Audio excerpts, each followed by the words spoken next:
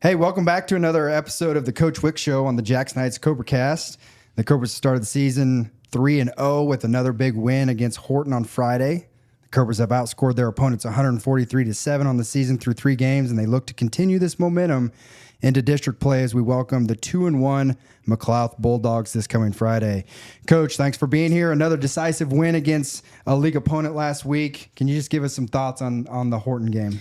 You know, overall, I think in the first half we played pretty well, defensively and offensively. And the good thing about that is, yes, the score was lopsided in the first half, but what I really liked is we could go in by halftime. We could use our timeouts and in-game situation where we get the ball back, slow or quick clock, have to, go hurry up and then try to go out there and kick a field goal.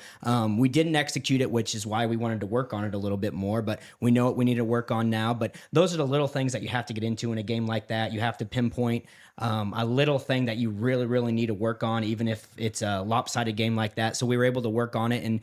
And John still got a good boot on it, but I think Anthony was a little head spun at the moment and didn't really get down in his stance. We were in a little bit of a hurry with I think we snapped it with 7 or 5 seconds left. So those are little things we have to work on. And because of that, back in the first quarter, we had to call a timeout because we had 12 men on the field and we didn't get a penalty for it. So we were lucky we didn't get a penalty for it, but we wasted a timeout. So in hindsight, we should have had a timeout to call right there to get everybody lined up. But you live and you learn, and that's something we'll have to work on here coming up.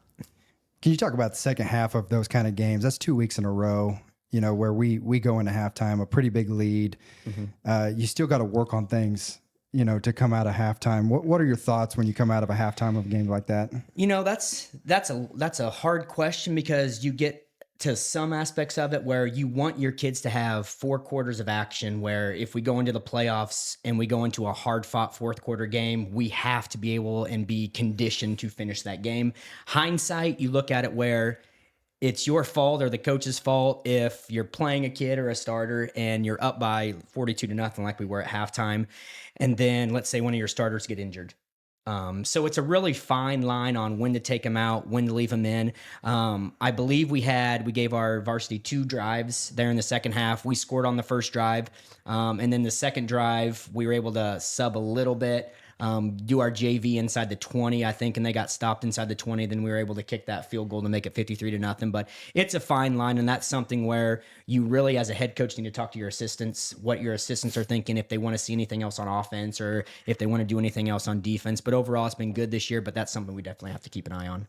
Hey, it's 2 weeks in a row that we've scored over 50 points and we've held the opponent scoreless. Mm-hmm. You got to like what you're seeing on both sides of the ball. It's where we're at right now at this point of the season is very, very, it's a great feeling as a coach. Our coordinators are on the same page. Our head coach is on the same page with our coordinators. Everybody on the team is on the same page with the coordinators. And right now we are hitting on all cylinders. But with that being said, we still have to get better each and every practice and each and every game to be our final goal of where we want to be at the end of the year. But we're really looking forward to this McLouth game. They're coming off a loss, but they're a very, very physical football team, good football team. It's a home game for us. They're 2-1. First round of district play, where if you don't know about district play, everybody's 0-0. So, we go into it. If we lose, we're, behind the sticks when it comes to winning that district title and maybe getting that 1 seed in the bracket. So we're just going into this game with their quarterback playing or not playing. We have to go into this game being a physical, fundamentally sound, because they run the same offense as Centralia. So it's going to be tough to see the ball, and we just have to read our keys and execute. Yeah, there's no doubt that McLouth's confident. They had a much improved year last year. Mm-hmm. I think their coach is doing a great job. Like you said, they're 2-1. They appear to be hitting the ground running again this year. Talk about the challenges that they're going to bring to us. They're big up front. They have an all-league lineman coming back, first-team all-league lineman coming back, and both of their backs, the quarterback and the running back, were second-team all-league last year. So they're coming back with not an empty cupboard. They're coming back with some good athletes. And Coach Mills, I knew him when he was in high school. He played at Norton High School when I played at Smith Center, and his dad, Larry, which is now the principal at Horton, was the principal at Norton at the time. So we're pretty familiar with each other. And Norton ran a ground and pound right at you, veer option, and threw the ball a little bit more. This McLouth team that he has is reminiscent of probably my first couple years at Jackson Heights, where we might not have the best athletes on the field, but if you're physical and you do exactly what the coach says and you ground and pound and get 3 yards in a cloud of dust and slow the game down and control the clock and control possessions, they're in every football game. And that's going to be a challenge for us. We have to get off the field on third down. First down is going to be crucial because if they get behind the sticks on that offense, I wouldn't say it's easier to stop, but it's more predictable on what they're going to do. So we've talked to Coach Nalges and we talked to Coach Plattner about the game plan, and we're pretty well set on the game plan we're going to run right now, defensive and offensively. So we just got to go out there and execute. Yeah, there's definitely a lot of parallels between what he's trying to do. When you program build, you got to keep it between the tackles. And obviously you did a great job of that when you got here. And now that we've got more of the talented kids, we're able to spread things out a little bit more. Coach, every season comes with its own set of challenges. I mean, you deal with on the field, off the field stuff. What about this team is able to handle those kind of adversity moments?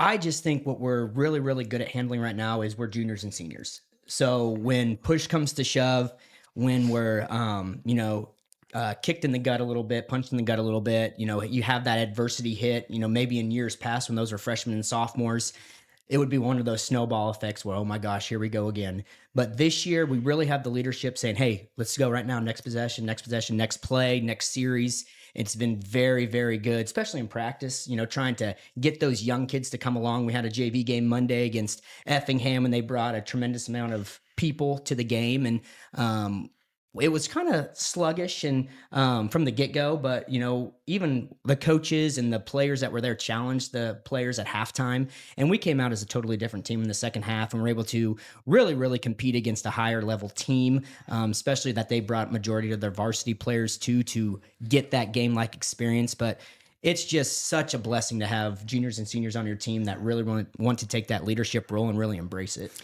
Yeah, I'm going to transition a little bit. Some different things just to change the beat a little bit here. Keisha's changed the way that the playoff is looking. They've gone from, just a straight district and you compete against other districts to going to a 16-team format. What are your thoughts on that? And is our team, are we a team made for that kind of a system? Or I would say it's going to be the benefit of the draw. It's almost similar now to an NCAA tournament type of atmosphere where it's matchups. And right now, the way they're going to do it with like your district champion getting your top 4 seeds and then second place in the district, 5 through 8, 5 through 9, and then, it goes third seed, 4th seed. Overall, I feel like it's very, very beneficial because if you can lock up that 1 seed, especially the 1 seed in the playoffs, you host every single game, which would be crucial for us. That's why these district games and every game here on out is crucial, really, really important. We still need to get facts together on if it's a 13-point spread or a 21-point spread on that. We're in the dark a little bit on it. Not blackballing Keisha or anything like that, but we really didn't get the feel of it's going to be a 16-team playoff this year. And actually, one of my assistants were online before the season even started, and they were on Keisha's website, and it popped up that it's 1 through 16. So we're a little befuddled on what's going on here. So now evidently we're going to use the district format and then take that and seed them. So I think there's going to be a lot of different matchups probably that we haven't seen before, and probably a lot of different teams we haven't played before. So overall, I think it's pretty exciting. It's just going to be a little different. Yeah. Not talking about McLeod specifically, but we do play McLeod on Friday and it's district play. And so how does the approach change when you approach a game when it's okay? Now we're in district game. It's no longer, these league games or maybe out of district games, but now we're in a district play. These games have a little bit more meaning. I think it has to be a totally different mindset. We went into these first 3 weeks to, get prepared for, when the real season starts. We almost take it as the first 3 games are the preseason games like the NFL, trying to tinker with some things, maybe tinker with some different lineups. And then when you get to district play, it's all about business. So it's not one of those win or go home, but if you win, you set yourself up for the future. And Right now, this is I wouldn't say make it or break it game, but it's one of those games that we mark on our calendars because they're 2-1, we're 3-0. Going into this season, they were picked to finish second or third in the league, and we were picked to finish first or second in the league. So it's two great league schools going after it, and could be potentially for the district championship. So I know both teams are going to be sky high, and we really, really need to be focused on this game. And I think a lot of the people that maybe don't understand the rules around district play, you had mentioned earlier about, the amount of points you win by is important. And so sometimes you don't want to throw your JV out there late if they're going to give up a late TD that could potentially sway some Correct. of the tiebreakers. So It's one of those things.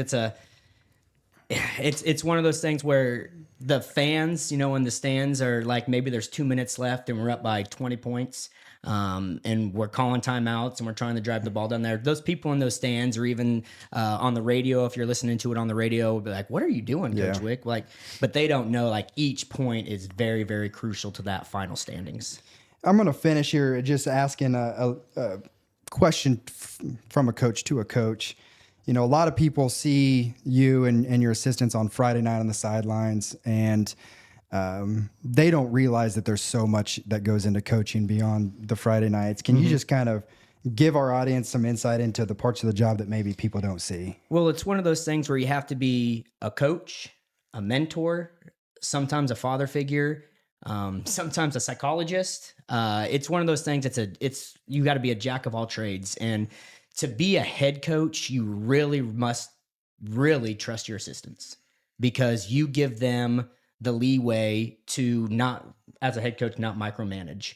So with Mr. Nalgis, he's our defensive coordinator. He, takes the game plan through me and then he calls it. Same with Coach Plattner. We go over the game plan on Sunday night, and he's like, "Does this look good? What do you want to see?" Get the game plan. Everybody's rock solid. But overall, as just being a coach, your wives will get a little bit more upset with you because, you leave on Sunday and sometimes you want to have a family dinner on a Sunday, but hey, honey, during football season, I need to go watch film every Sunday. Or you get home on Friday nights and we get home at midnight and then we're up until 2:30 in the morning watching film on the next opponent. So it's one of those things when Thanksgiving comes, hopefully we'll still be in the realm of playing, but once that football season is over, you almost have to exhale, apologize to your wife, maybe take her out to dinner. But people don't realize how much actual time is spent, grading film, breaking down film. So it's a lot more that meets the eye, but I wouldn't change it for the world. Yeah. And we love that the hard work's paying off. The community is excited about this team, and hope everyone can come out 7:00 on Friday at Dave Henry Field. We take on the McLeod Bulldogs. Should be an exciting district game. Thanks, Coach Wick, for being here, and good luck this week. Thank you very much. I appreciate it.